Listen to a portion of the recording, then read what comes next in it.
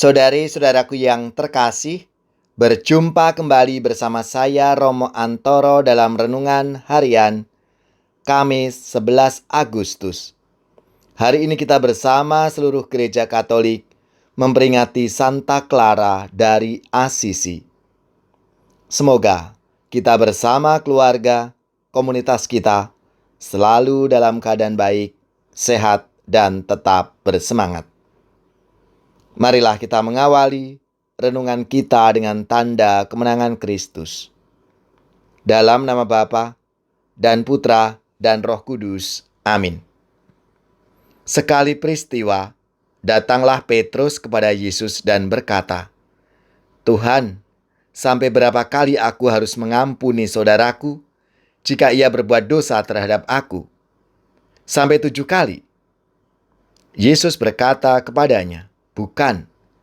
Aku berkata kepadamu, bukan sampai 7 kali, melainkan sampai 70 kali 7 kali. Sebab hal kerajaan surga seumpama seorang raja yang hendak mengadakan perhitungan dengan hamba-hambanya. Setelah ia mulai mengadakan perhitungan, dihadapkanlah kepadanya seorang yang berhutang 10.000 talenta. Tetapi karena orang itu tidak mampu melunaskan hutangnya, raja itu memerintahkan supaya ia dijual beserta anak istrinya dan segala miliknya untuk membayar hutangnya. Maka sujudlah hamba itu menyembah dia, katanya, 'Sabarlah dahulu, segala hutangku akan kulunaskan.' Lalu tergeraklah hati raja itu oleh belas kasihan akan hamba itu, sehingga ia membebaskannya dan menghapuskan hutangnya. Tetapi ketika hamba itu keluar, ia bertemu dengan seorang hamba lain yang berhutang 100 dinar kepadanya.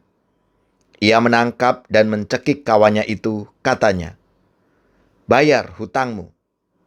Maka sujudlah kawannya itu dan memohon kepadanya, 'Sabarlah dahulu, hutangku itu akan kulunaskan.' Tetapi ia menolak dan menyerahkan kawannya itu ke dalam penjara sampai dilunaskannya hutangnya. Melihat itu, kawan-kawannya yang lain sangat sedih, lalu menyampaikan segala yang terjadi kepada tuan mereka. Raja itu menyuruh memanggil orang itu dan berkata kepadanya, 'Hai hamba yang jahat, seluruh hutangmu telah kuhapuskan karena engkau memohonkannya kepadaku. Bukankah engkau pun harus mengasihani kawanmu seperti aku telah mengasihani engkau?' Maka marahlah tuannya itu dan menyerahkannya kepada algojo-algojo sampai ia melunaskan seluruh hutangnya. Maka Bapakku yang di surga akan berbuat demikian juga terhadap kamu, apabila kamu masing-masing tidak mengampuni saudaramu dengan segenap hatimu." Demikianlah sabda Tuhan. Terpujilah Kristus. Saudari-saudaraku yang terkasih, selamat dan profisiat untuk gereja, paroki, lembaga-lembaga dan saudari-saudari yang hari ini pesta nama Santa Clara dari Assisi. Semoga semangatnya memberi inspirasi dalam hidup dan karya pelayanan kita. Dalam sabda Tuhan hari ini, Yesus mengajak kita menjadi pribadi yang murah hati dalam memberi pengampunan. Pengampunan menjadi sangat penting dalam hidup kita, karena tidak ada seorang pun di antara kita yang sempurna. Kita pasti pernah membuat kesalahan terhadap orang lain, dan karenanya relasi kita dengan sesama menjadi renggang, bahkan putus, dan berubah menjadi permusuhan.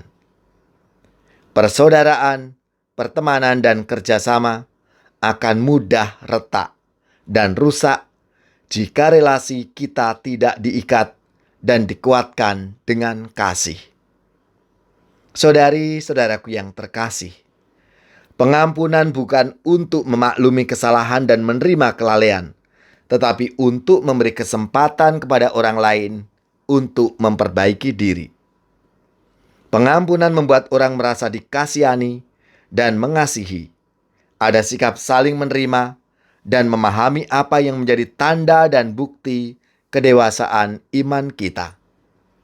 Oleh karena itu, sebagaimana Allah telah mengasihani kita, orang-orang yang berdosa ini, dengan sengsara, wafat, dan kebangkitannya, demikian juga kita diajak dan dipanggil untuk memberikan pengampunan kepada sesama kita tanpa batas. Ampunilah aku Tuhan atas dosa yang telah kulakukan, karena aku tak berbelas kasihan pada mereka yang minta ku maafkan. Sungguh sulit hati ini untuk mengampuni sesama kami, bahkan mereka yang kami cintai. Berat memaafkan yang lukai hati. Kasih-Mu, oh Tuhan, selalu mengampuni, memaafkan dengan tulus hati. Kasih-Mu setia peduli, menyembuhkan yang luka hati.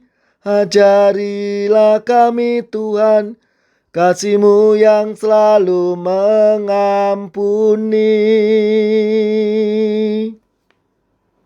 Semoga saudari-saudara sekalian, keluarga-keluarga dan komunitas kita, orang-orang yang kita doakan, mereka yang sakit, yang menderita, seluruh tugas, belajar, pekerjaan, usaha, serta karya pelayanan kita, dibimbing, dilindungi dan diberkati oleh Allah yang Maha Kuasa, Bapa dan Putra dan Roh Kudus. Amin.